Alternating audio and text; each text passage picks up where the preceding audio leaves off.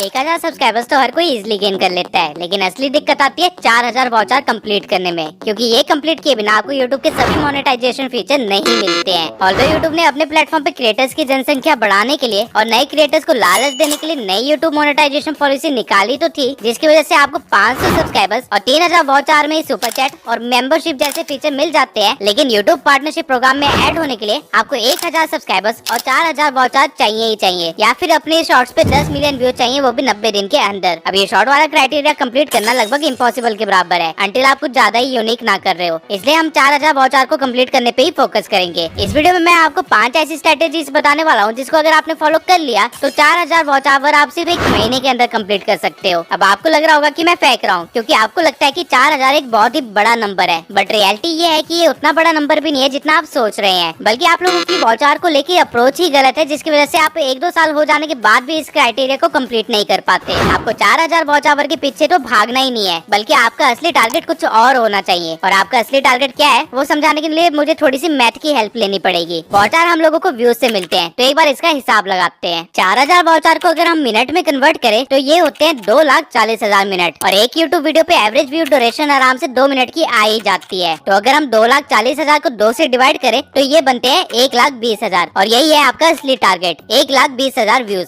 बस। और 120 के व्यूज तो तब जब आपको 2 मिनट का एवरेज व्यू ड्यूरेशन मिल रहा है, लेकिन अगर आपको अपनी वीडियोस पे 5 मिनट का एवरेज व्यू ड्यूरेशन मिल जाए तो आपको बस 48 के व्यूज लाने हैं, सीधा 60% कम। नाउ आई नो आपके दिमाग में चल रहा होगा कि ये 5 मिनट का एवरेज व्यू ड्यूरेशन कैसे निकलेगा, तो इसका बहुत ही सिंपल सा आंसर है, वीडियो की लेंथ को इंक्रीज करके। मुझे मेरी 10 से 12 मिनट वाली वीडियोस में सिर्फ 3 मिनट का एवरेज व्यू ड्यूरेशन मिलता है, वहीं जो मेरी वीडियोस 20 मिनट से ज्यादा की होती है उन पे मुझे एवरेज व्यू ड्यूरेशन मिलता है 4 से 5 मिनट तक का। ऑल्दो एवरेज व्यू ड्यूरेशन के इंक्रीज होने के पीछे कई सारे रीजंस होते हैं, जैसे कि वीडियो का टॉपिक, लेकिन एक फैक्टर जो कि मेजर रोल प्ले करता है आपके एवरेज व्यू ड्यूरेशन में, वो है क्वालिटी कंटेंट। अब वीडियो में आगे बढ़ने से पहले मैं आपको बता दूं कि मैं पूरी वीडियो में टारगेट 48 के व्यूज ना लेके 120 के व्यूज लेके ही चलूंगा, और एवरेज व्यू ड्यूरेशन भी 5 मिनट की जगह 2 मिनट ही लेके चलूंगा, ताकि वीडियो हर तरह की नीश के क्रिएटर्स के लिए यूजफुल रहे। नाउ इससे पहले कि मैं आपको वो 5 स्ट्रेटेजीज बताऊं जिससे आप 120 के व्यूज गेन कर सकते हैं, उससे पहले मैं आपको कुछ इन्फॉर्मेशन इससे रिलेटेड भी दे देता हूँ कि कैसे आप अपने एवरेज व्यू ड्यूरेशन को बढ़ा सकते हैं, ताकि आपको कम मेहनत करनी पड़े। जैसा कि मैंने कहा, एवरेज व्यू ड्यूरेशन बढ़ाने के लिए आपको चाहिए क्वालिटी कंटेंट, और क्वालिटी कंटेंट बनाने के लिए आपको सिर्फ 3 फैक्टर्स के ऊपर वर्क करना है, अच्छी स्क्रिप्ट, अच्छी एडिटिंग और अच्छी इन्फॉर्मेशन। लेकिन इन तीनों फैक्टर्स के अंदर सब फैक्टर्स हैं जो कि एक्चुअल में कंटेंट को अच्छा बनाती है। शुरू करते हैं सबसे पहले फैक्टर से, जो कि है स्क्रिप्ट। एक बार कोई बंदा आपके टाइटल और थंबनेल को देख के उस पर क्लिक कर दे, तो उसके बाद उस बंदे का दिमाग जो सबसे पहली चीज पकड़ेगा वो ये होगा कि क्रिएटर आखिरकार बोल क्या रहा है, और स्टार्टिंग के 15 सेकंड में जो आप बोलेंगे उसी के बेसिस पे वो बंदा डिसाइड कर लेगा कि आगे की वीडियो देखनी है या नहीं। ये स्टार्टिंग के 15 सेकंड को हम हुक बोलते हैं, और यही किसी भी वीडियो का सबसे इम्पोर्टेंट हिस्सा होता है। इसलिए बड़े यूट्यूबर्स भी स्टार्टिंग में हुक लिखने के लिए काफी दिन लगा देते हैं। वहीं आप लोग क्या करते हो? Hello friends, welcome back to my YouTube channel. ये सबसे वर्स्ट वे होता है किसी भी वीडियो को स्टार्ट करने का। लोगों का अटेंशन स्पैन काफी ज्यादा गिर चुका है, इसलिए आपको मेक श्योर करना है कि आप ऑडियंस के माइंडसेट के अकॉर्डिंग वर्क करो। लेकिन अब सवाल आता है कि एक अच्छा हुक या इंट्रो कैसे लिखे। तो अब आपका इंट्रो और आपका हुक काफी ज्यादा डिपेंड करता है आपकी नीश के ऊपर। फॉर एग्जाम्पल, कोई बंदा अगर टेक नीश में है, या फिर वो टिप्स एंड ट्रिक्स नीश में है, या फिर वो चैलेंज वीडियोस बनाता है, तो वो बहुत ही इजीली पे ऑफ कॉन्सेप्ट का यूज कर सकता है और 70% प्रॉमिस के साथ वो काम चला सकता है। इस कॉन्सेप्ट को मैंने अपनी पिछली वीडियो में काफी अच्छे से एक्सप्लेन किया है, लेकिन अगर आप लोगों ने उसे मिस कर दिया है तो मैं आपको एक बार दोबारा से रिकैप दे देता हूँ। इस कॉन्सेप्ट के अकॉर्डिंग आप स्टार्टिंग में कुछ इम्पॉसिबल से या कुछ बहुत ही अमेजिंग प्रॉमिस करते हो अपनी ऑडियंस से, और लेटर ऑन वीडियो में उसको पूरा करके दिखाते हो, लेकिन नॉट एग्जैक्टली जिस तरह आपने प्रॉमिस किया था, बल्कि थोड़े से लूप होल्स निकाल के। मिस्टर बीस्ट अपनी वीडियोस में इसी कॉन्सेप्ट का यूज करता है, इसलिए उसका एवरेज व्यू ड्यूरेशन काफी ज्यादा है। लेकिन ये कॉन्सेप्ट हर एक नीश में नहीं चल सकता, इसलिए एक एवरग्रीन एलिमेंट है जो कि आपकी हुक को अल्टीमेटली बेटर बना देगा। वो एलिमेंट है क्यूरियोसिटी एंड रिलेटेबिलिटी। अगर आपका एजुकेशन चैनल है, या फिर व्लॉगिंग चैनल है, या फिर किसी और नीश का चैनल है, तो आपको बस वीडियो की स्टार्टिंग में एक रिलेटेबल बात बोल देनी है, लाइक क्या भी एक नीट के स्टूडेंट है और आपके साथ भी स्कैम हुआ है। और जब आप एक रिलेटेबल बात बोल दे, उसके बाद आपको बताना है कि उनको वीडियो में आगे क्या देखने को मिलने वाला है। जैसे कि आज की वीडियो में मैं आपको बताने वाला हूँ कि कैसे भारत की सरकार की लापरवाही की वजह से 3 मिलियन बच्चों का भविष्य बदल गया। और ये करने के बाद आपको सीधा कहानी स्टार्ट नहीं कर देनी है, या फिर इन्फॉर्मेशन देना स्टार्ट नहीं करना है। जिस चीज के लिए लोगों ने आपकी वीडियो पे क्लिक किया है, मेक श्योर उस चीज को आप वीडियो की एंड पार्ट में प्रोवाइड करो। पूरी वीडियो के दौरान उसकी तरफ बढ़ते रहिए धीरे धीरे, लेकिन एक्चुअल इन्फॉर्मेशन एंड में प्रोवाइड करनी चाहिए। अगर आप ऐसा करते हैं तो स्टार्टिंग के 30 सेकंड में जो आपकी ऑडियंस फॉलो होती है वो बहुत ही कम हो जाएगी, विच मीन ज्यादा लोग आपकी वीडियो ज्यादा देर तक देखेंगे, which will bring high average view duration. लेकिन सिर्फ हुक से काम नहीं चलने वाला है, पूरी स्क्रिप्ट ही अच्छी होनी चाहिए। और स्क्रिप्ट स्क्रिप्ट लिखने का एक तरीका होता है जो कि बहुत ही डिटेल में मैंने इस वीडियो के अंदर बता रखा है। तो मेक श्योर ये वीडियो कंप्लीट करने के बाद आप उस वीडियो को भी देख लीजिए ताकि आपकी मेहनत कम लगे। Now coming to the next element of quality content which is editing. Editing कितना ज्यादा रोल प्ले करती है वीडियो में ये मुझे आपको बताने की जरूरत नहीं है। मेरे खुद की वीडियोस पे आधे से ज्यादा ऑडियंस ऐसी है जो कि मेरी वीडियो से इन्फॉर्मेशन लेने नहीं आती बल्कि बस एडिटिंग देखने आती है। तो अगर आपकी वीडियो एडिटिंग अच्छी हुई तो लोग आपकी वीडियो ओपन करते ही भूल जाएंगे कि उन्हें कुछ और काम भी था और वो आपकी 20 मिनट की वीडियो खत्म होने तक वहीं बैठे रहेंगे। लोगों को अच्छा देखने की आदत हो गई है क्योंकि क्रिएटर्स की पॉपुलेशन इंक्रीज होने के कारण प्रोडक्शन क्वालिटी भी काफी ज्यादा इंक्रीज हुई है। अब हर नीश के अकॉर्डिंग एडिटिंग अलग स्टाइल की जाती है, लेकिन हर नीश में एक लेवल ऑफ एडिटिंग होती है जो सबको पसंद आती है। फॉर एग्जाम्पल ट्रैवल व्लॉग्स में सिनेमैटिक व्लॉग्स चलते हैं, कुकिंग व्लॉग्स में ASMR कुकिंग चलती है, एजुकेशन में 3D डॉक्यूमेंट्री स्टाइल चलता है लाइक मैग्नेट्स मीडिया, और सेल्फ इंप्रूवमेंट और फाइनेंस में मोशन ग्राफिक्स चलते हैं। आपको बस अपनी नीश की टॉप लेवल एडिटिंग पता करनी है और ट्राई करते रहना है कि आप उस लेवल की एडिटिंग को टच कर सके। अगर आप ये करने में सक्सेसफुल हुए तो आपका वॉच टाइम लाने का आधा काम तो यहीं से हो जाएगा। बट अगर आपकी स्क्रिप्ट अच्छी है, आपकी एडिटिंग भी अच्छी है, लेकिन आपकी इन्फॉर्मेशन ही अगर बेकार है तो समझ लीजिए आपने बिरयानी के बीच में इलायची डालने वाला काम कर दिया है। लोगों को ट्रस्टवर्दी इन्फॉर्मेशन या एंटरटेनमेंट तो चाहिए ही चाहिए, और ये तभी प्रोवाइड कर सकते हो जब आपको पता होगा कि ऑडियंस के पर्सपेक्टिव से कैसे सोचा जाता है। आप लोग हमेशा अपनी वीडियोस में वो बताते हो जो आपको पता है, लेकिन ऑडियंस कभी उस चीज के लिए आई ही नहीं होती है। ऑडियंस आई होती है वो जानने के लिए जो उनको नहीं पता है, और उनको क्या नहीं पता है ये आपको तब पता चलेगा जब आप कीवर्ड रिसर्चिंग करोगे, अपने कंटेंट के लिए मटेरियल इकट्ठा करोगे और मार्केट की थोड़ी सी नॉलेज रखोगे। सप्लाई उसी चीज की करो जिसकी डिमांड है। अगर आप स्टार्टिंग में ही ऐसे टॉपिक्स पे वीडियो बना रहे हो जो कि सर्च ही नहीं किए जा रहे या जिसको जानने में किसी का इंटरेस्ट ही नहीं है, तो आपका काम काफी ज्यादा स्लो हो जाएगा। बट अब क्वेश्चन आता है कि सही टॉपिक कैसे ढूंढे, उससे रिलेटेड इन्फॉर्मेशन कैसे निकाले और उसको सही तरह से स्क्रिप्ट में कैसे डाले। तो इन सब का आंसर मैंने how to become YouTuber playlist में दे रखा है। आपको मेक श्योर करना है कि आप उसे भी देख लें, क्योंकि इस वीडियो के अंदर इतनी सारी इन्फॉर्मेशन कवर कर पाना बहुत ही मुश्किल है। नाउ एक बार आपने अपने कंटेंट की क्वालिटी बढ़ा ली तो आपको सिर्फ 48 के व्यूज लाने हैं, जो कि खुद ही आ जाएंगे क्योंकि आपने मेहनत की होगी अपने कंटेंट में। बट आई एम अज्यूमिंग कि आप ऐसा नहीं कर पाओगे और कुछ गड़बड़ कर दोगे, लेकिन स्टिल डोंट वरी। अब मैं आपको वो 5 स्ट्रेटेजीज बताने वाला हूँ जिसको अगर आपने फॉलो कर लिया तो 4000 वॉच आवर कंप्लीट करने में आपको सिर्फ मुश्किल से 1 महीना लगेगा। और इन स्ट्रेटेजीज में सबसे पहली स्ट्रेटेजी है catching the trend.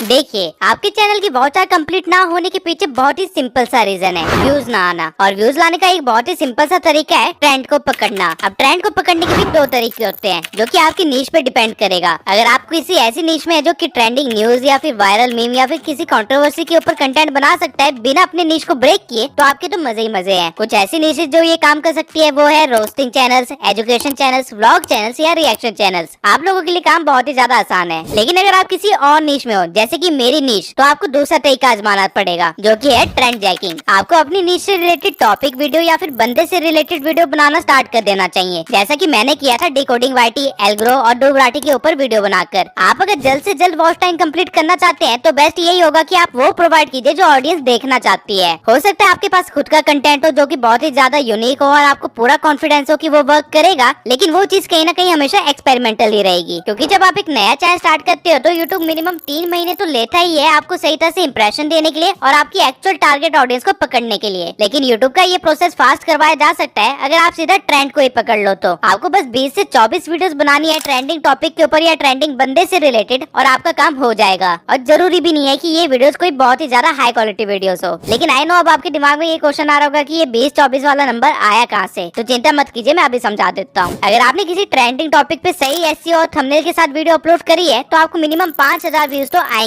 Doesn't matter कि वीडियो के अंदर इन्फॉर्मेशन कैसी है, आपको बस ध्यान रखना है कि वीडियो 10 मिनट के आसपास की हो ना। अगर आपको 120 के व्यूज चाहिए और आपको हर वीडियो पे 5 के व्यूज आ रहे हैं तो 20 से 24 वीडियो में आपका काम हो जाएगा। और ये 20 वीडियोस का नंबर मैं सिर्फ थियोरेटिकली दे रहा हूँ। असल में अगर आपने 10 से 15 वीडियो की भी कंसिस्टेंसी मेंटेन कर ली, वो भी पहले महीने में, तो उनमें से एक वीडियो फॉर श्योर 5000 से ज्यादा व्यूज लेके ही आएगी और वो चीज आपके प्रोसेस को एक्सेलरेट कर देगी। अब मैं वैसे तो हमेशा अपनी वीडियोस में क्वालिटी पे फोकस करने के लिए कहता हूँ, बट अगर आपको फास्ट रिजल्ट चाहिए तो इस बार मैं आपको क्वालिटी की जगह क्वांटिटी के साथ खेलने के लिए कहूंगा। लेकिन हाँ, अगर आपके अंदर 3 महीने का पेशेंस है तो अगेन मैं सेम चीज कहूंगा कि क्वालिटी के ऊपर वर्क कीजिए, आपको 3 महीने के अंदर ग्रांटेड सक्सेस मिलेगी। नाउ ये तो था एक तरीका महीने भर के अंदर 4000 वॉच आवर कंप्लीट करने का। अब दूसरे तरीके पे आते हैं जो कि है प्लेलिस्ट। अब एक बार आप लोग मेरे चैनल के स्टैट्स देखिए। ये मेरी एक प्लेलिस्ट है जिसमें लगभग 9 वीडियोस है और लास्ट 28 डेज में मैंने सिर्फ एक ही वीडियो ऐड करी है इस प्लेलिस्ट के अंदर। लेकिन स्टिल इस प्लेलिस्ट के थ्रू मुझे 12,000 व्यूज आए हैं और 1,000 घंटे का वॉच आवर भी कंप्लीट हुआ है। और ये तब हुआ है जब मेरी प्लेलिस्ट में कोई भी चीज ऑर्डर वाइज नहीं लगी हुई है और मेरी हर एक वीडियो दूसरी वीडियो से लिंक्ड नहीं है। नाउ आप इमेजिन कीजिए, अगर आप अपने कंटेंट से रिलेटेड एक प्लेलिस्ट बनाते हैं जहाँ प्रीवियस वीडियो की पार्ट्स आगे लाते जाते हैं और उनको एक ऑर्डर वे में सेट कर देते हैं और साथ ही जो आपने प्लेलिस्ट बनाई है वो लोगों की डिमांडेड प्लेलिस्ट है, तो क्या होगा? मैं बताता हूँ क्या होगा। अगर आप एक महीने के अंदर ही 10 वीडियो की प्लेलिस्ट बना लेते हैं जिसमें मान के चलते हैं कि आपको हर वीडियो पे 10,000 रिटर्निंग व्यूज आ रहे हैं, तो आपको एक महीने के अंदर 100 के व्यूज गेन हो जाएंगे, जिनका एवरेज व्यू ड्यूरेशन अगर हम 3 मिनट लेके चले तो आपके 5,000 वॉच आवर कंप्लीट हो चुके होंगे। अब क्वेश्चन आता है कि ये 10,000 रिटर्निंग व्यूज कैसे लाएं और साथ ही 3 मिनट का एवरेज व्यू ड्यूरेशन कैसे पाए? तो डरिए मत, मैं अभी बताता हूँ। आपको कोई एक चैलेंज फॉलो करना होगा, जैसे कि 75 डे चैलेंज या फिर making 10 lakhs in 1 month challenge या फिर कुछ भी ऐसा। इससे होगा क्या कि आपकी पहली वीडियो की वायरल होने के चांसेस 50% बढ़ जाएंगे। लेकिन अगर ऐसा नहीं भी होता है तो जो भी लोग आपकी पहली वीडियो देखेंगे वो एक सफर में कनेक्ट हो जाएंगे आपके साथ। इस केस में आप क्वालिटी के साथ कॉम्प्रोमाइज नहीं कर सकते हैं, आपको अच्छी वैल्यू और अच्छी वीडियो क्वालिटी देनी ही पड़ेगी ना। जो भी लोग आपकी जर्नी में आपको देख रहे होंगे बहुत ज्यादा चांसेस है कि वो आपकी पूरी वीडियो देखा करेंगे। और अगर आपने स्क्रिप्टिंग और एडिटिंग भी ठीक रखी होगी तो आपको बहुत इजीली 3 मिनट का एवरेज व्यू ड्यूरेशन तो मिल ही जाएगा। डजंट मैटर कि आपकी नीश क्या है, आप इजीली कोई भी चैलेंज फॉलो कर सकते हैं। फॉर एग्जांपल अगर आप एक ट्रैवल ब्लॉगर है तो आप विजिटिंग 28 सिटीज इन 28 डेज कर सकते हैं। अगर फूड ब्लॉगर है तो ट्राइंग 28 रेस्टोरेंट्स इन 28 डेज कर सकते हैं। या फिर टेक नीश के अंदर है तो 28 कूल गैजेट्स इन 28 डेज कर सकते हैं। या फिर टिप्स एंड ट्रिक्स नीश में हो मेरी तरह तो कोई भी चीज के ऊपर प्लेलिस्ट बनाई जा सकती है, लाइक ग्रोइंग फ्रॉम 0 to 100 के इन 28 डेज या समथिंग लाइक दैट। आइडियाज की कमी नहीं है, अब तो आइडिया आपको चैट जीपीटी भी दे देगा। पॉइंट ये है कि अगर आप ट्रेंडिंग टॉपिक्स को पकड़ के न्यू व्यूज नहीं ला सकते हैं तो प्लेलिस्ट बना के रिटर्निंग व्यूज बढ़ा लीजिए। और इस तरह के चैलेंजेस की अच्छी बात ये होती है कि अगर आप इसमें फेल भी हुए तो आपका कुछ नहीं बिगड़ने वाला है, क्योंकि आपके पास खोने के लिए वैसे भी कुछ नहीं था, बल्कि आपके पास और कंटेंट के आइडिया मिल जाएंगे, जैसे कि what I did wrong in my 28 day challenge या what I learned in my 28 day challenge या फिर समथिंग लाइक दैट। और अगर आप में थोड़ी सी पेशेंस हुई तो मैं सजेस्ट करूंगा कि एटलीस्ट 3 महीने इस तरह के एक चैलेंज को कंटिन्यू रखना। स्टार्टिंग में भले ही व्यूज ना आए लेकिन आखिरी मंथ में एक मैजिक होगा और आपको सडन ग्रोथ दिखेगी। यूट्यूब का एल्गोरिदम कुछ इसी तरह वर्क करता है। अब आपने रिटर्निंग व्यूज लाना भी सीख लिया और यूनिक व्यूअर्स को कैसे लाना है वो भी सीख लिया अपने वॉच आवर को बढ़ाने के लिए। लेकिन ये जो हमने अभी सीखा है ये काम बहुत ही ज्यादा आसान हो जाएगा अगर आपने अपने डाटा को पढ़ना सीख लिया तो। और वही हमारा तीसरा पॉइंट है, एनालिटिक्स। किसी भी सोशल मीडिया का सबसे बड़ा सच है डाटा, और जो डाटा कह रहा है उसे समझो और वही करो तो तुम्हारा काम खुद ब खुद सोशल मीडिया ही कर देगा। और यूट्यूब की ये बहुत ही अच्छी बात है कि वो आप लोगों को बहुत ही ज्यादा डाटा प्रोवाइड करता है। मैंने पहले भी कहा और मैं दोबारा से रिपीट करूंगा, जो चीज सोशल मीडिया पे पहले वर्क कर चुकी है वो दोबारा वर्क जरूर करेगी। लेकिन अब आप कहोगे कि इस चीज का डाटा यूट्यूब कहाँ प्रोवाइड करता है, तो जवाब है प्रोवाइड करता है। बस अगर पुराना चैनल है जिसपे थोड़ा सा कंटेंट डला हुआ है तो आपके पास ये डाटा भी होगा। और बाय चांस अगर आपका चैनल टोटली नया है तो आई विल प्रेफर कि आप ट्रेंड चेकिंग का ही इस्तेमाल करें। एनालिटिक्स में ये इकलौता फीचर नहीं है जो कि आपके काम को डाटा के हिसाब से टॉपिक ढूंढना सिखा दिया, यूनिक व्यूअर्स को लाना सिखा दिया, रिटर्निंग व्यूअर्स को सस्टेन करना भी सिखा दिया। इसलिए अगली स्ट्रेटेजी पे बढ़ने से पहले मैं आपको एक कोड बताऊंगा, जो जितना दिखता है वो उतना बिकता है। हो सकता है आपके वीडियोस वगैरह सब अच्छे हो और आप कोई अच्छी सी स्ट्रेटेजी भी फॉलो कर रहे हो, लेकिन अगर आपको इंस्टेंट रिजल्ट चाहिए तो उस केस में आपको अगली स्ट्रेटेजी यूज करनी पड़ेगी, जो कि आपके व्यूज और वॉच टाइम को एकदम से बढ़ा देगी। ये स्ट्रेटेजी है कोलैबोरेशन।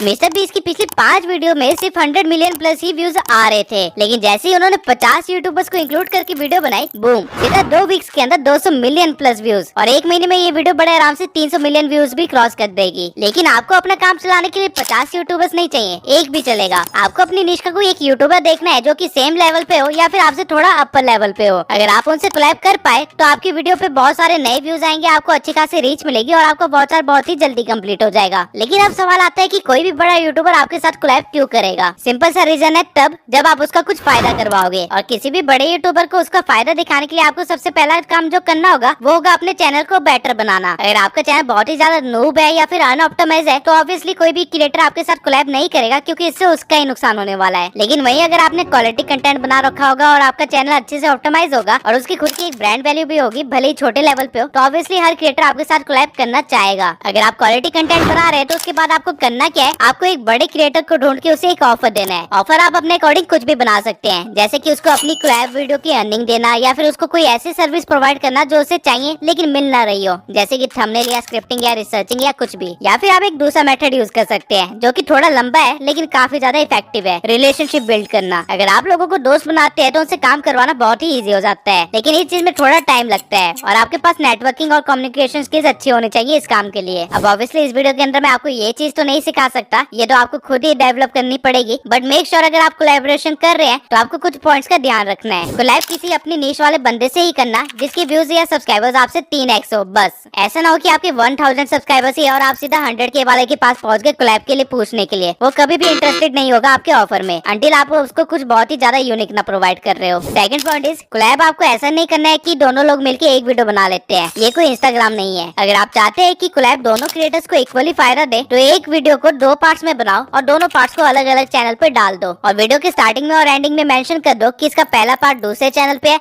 और इसका दूसरा पार्ट दूसरे चैनल पे है। ऐसे दोनों लोगों को नई ऑडियंस मिलेगी और व्यूअर्स भी मिलेंगे। तीसरा पॉइंट है कि अगर आपने रिलेशन बना लेते हो किसी भी बड़े यूट्यूबर के साथ तो उसको किसी भी कोलैब के लिए फोर्स मत करना। ऐसा करके आप सिर्फ अपना रिलेशन खराब करोगे। लॉन्ग टर्म में ये रिलेशनशिप आपको काफी ज्यादा फायदा दे सकती है, तो स्टार्टिंग में उसे खराब मत कर लेना। और चौथा पॉइंट है जो कि सबसे इम्पोर्टेंट पॉइंट भी है, जब आप कोलैब कर रहे हो तो आपको ग्राफ में एकदम से एक स्पाइक दिखाई देगा जो कि एकदम से फिर नीचे भी गिरेगा। अगर आपने अपनी क्वालिटी और कंसिस्टेंसी मेंटेन नहीं करी होगी तो मेक श्योर अगर आपने कोलैब किया है तो उसके बाद आपको कंसिस्टेंट तो रहना ही पड़ेगा, साथ में आपकी क्वालिटी भी अच्छी होनी चाहिए जो आपने कोलैब वाली वीडियो में प्रोवाइड करी थी। हल्का सा क्वालिटी में चूक आपके चैनल को डेड भी करवा सकता है। नाउ कोलैब करने से आपका काम रातों रात तो बन सकता है, लेकिन आप अगर दूसरे पे डिपेंड नहीं होना चाहते हैं तो हमारे पास एक लास्ट मेथड भी है वाउचर बढ़ाने का।